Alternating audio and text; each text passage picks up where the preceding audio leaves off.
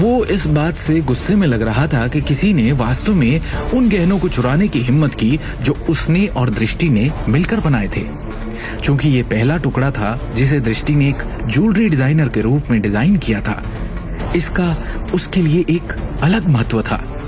इसके अलावा ये सृजन कुछ ऐसा था जो कल आभूषण प्रदर्शनी की सुर्खियों में खड़ा होगा और दृष्टि को एक सफल ज्वेलरी डिजाइनर के रूप में स्थापित कर देगा। सोचने वाली बात यह है कि सच में कोई ऐसा चूहा बिल में छुपा है जो दृष्टि के लिए इस अवसर को बर्बाद करना चाहता था।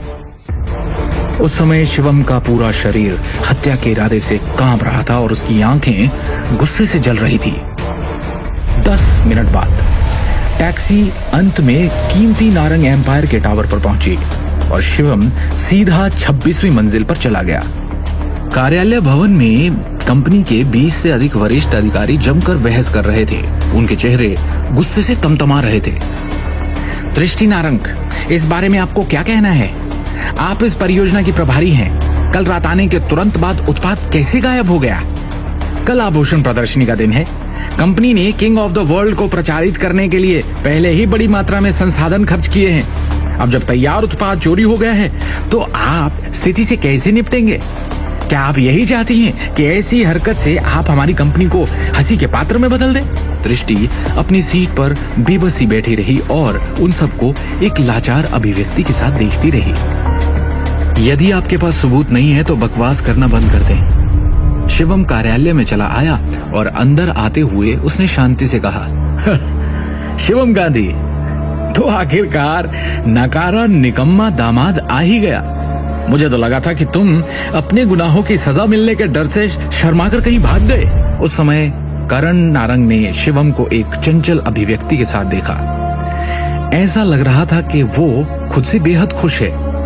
तुम कहना क्या चाहते हो? शिवम ने करण से धीरे से पूछा। करण ने चालाकी से कहा, तुम सहायक निदेशक हो, वो व्यक्ति जो हर दिन किंग ऑफ द वर्ल्ड के संपर्क में आता है, और फिर जब वही गहना गायब होता है तो तुम कंपनी में मौजूद नहीं थे। अब या तो ये महज इत्तेफाक है या फिर हम सभी का मानना है कि इस चोरी में तुम्हारा हाथ है। वास्तव में मुझे पहले से ही संदेह था कि पिछली बार कुछ गलत था। हालांकि दृष्टि नारंग केवल एक दिन के लिए कार्यालय में थी। उसने पहले ही एक कार खरीद ली थी जिसकी कीमत 90 लाख के करीब थी। करण ने स्थिति का विश्लेषण करते हुए एक गंभीर अभिव्यक्ति के साथ कहा, इससे अकेले हम ये मान सकते हैं कि कार उन चीजों में से एक थी जिसे उसने लाखों के गहने बेचकर खरीदा था। ये देखते हुए कि वो अपने पैसे को लापरवाही से कैसे खर्च करती है, क्या आप में से कोई वास्तव में उसे यहाँ खड़े होने के लिए फिट देखता है? इतनी महत्वपूर्ण परियोजना के प्रभारी होने की बात तो जाने ही दो। क्या वो गुप्त रूप से जमाखोरी नहीं हो रही है और अपने लिए पैसों का उपयोग नहीं कर रही है? पिछली बार दृष्टि नारंग विपणन विभाग की एक छोटी सी कर्मचारी थी जो अचानक निदेशक के पद पर जा पहुंची। उसने अपने लालच के आगे घुटने टेक दिए होंगे और अपने लिए गहने चुरा लिए होंगे। ये निश्चित रूप से अपेक्षित है।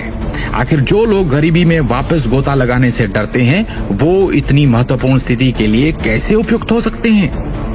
उसने अपनी संपत्ति बनाए रखने के लिए निश्चित रूप से गहने चुराए होंगे। हे भगवान, इस तरह से घृणित कार्य! दृष्टि ने निश्चित रूप से इस बार विश्व के राजा की डकैती में एक महत्वपूर्ण भूमिका निभाई होगी।